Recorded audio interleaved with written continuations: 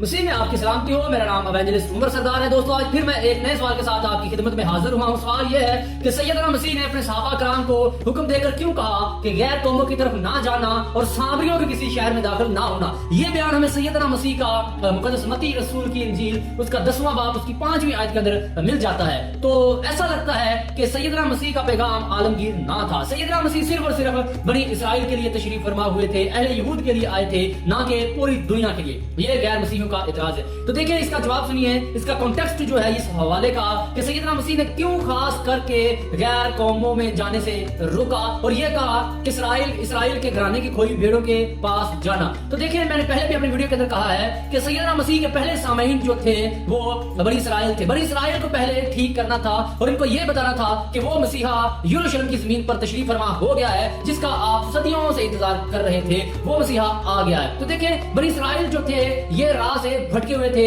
یہ قوم بگڑی ہوئی قوم تھی, کیونکہ مقدس یسایہ اپنی کتاب میں لکھتا ہے 53 اس کا چیپٹر ہے, لکھتے ہیں کہ ہم سب بھیڑوں کی مانند بھٹکے ہوئے ہیں, بھٹک گئے, ہم میں سے ہر ایک اپنی راہ کو پھر گیا. اسی طرح یرمیہ کی کتاب اس کا 50واں باب اس کی 6 آیت کے اندر خدا کہتا ہے کہ میرے لوگ بھیڑوں کی مانند بھٹکے ہوئے ہیں, یہ گمراہ ہو چکے ہیں. تو بنی اسرائیل جو تھے یہ اپنی راہ سے بھٹکے ہوئے تھے, یہ گمراہ ہو چکے تھے. تو سب سے پہلے مشن کے اندر ان کو ہی میسج دینا تھا, مسیحا کے بارے میں بتانا تھا, کیونکہ جناب مسیح خود کہتے ہیں کہ یہ کھوئے ہوئے لوگ ہیں, اسرائیل کے گھرانے کی کھوئی ہوئی بھیڑوں کے پاس جانا, یعنی کہ یہ راہ سے بھٹکے ہوئے تھے. تو یہ سیدنا مسیح کے صحابہ کرام کا عارضی مشن تھا, مختصر مشن تھا. اس کے اندر سب سے پہلے بنی اسرائیل کو ہی میسج دینا تھا کہ وہ مسیحا آ گیا ہے جس کا آپ ویٹ کریں. جب ٹائم ہی نہیں ہوا تھا کہ وہ غیر قوموں کی طرف جائے. جب ٹائم پورا ہو گیا, جب سیدنا مسیح مر کر زندہ ہو گئے, تو اس کے بعد سیدنا مسیح نے ان کو پوری دنیا میں بھیجا. وہ پوری دنیا میں گئے, وہ غیر قوموں کے پاس گئے اور غیر قوموں کو انہوں نے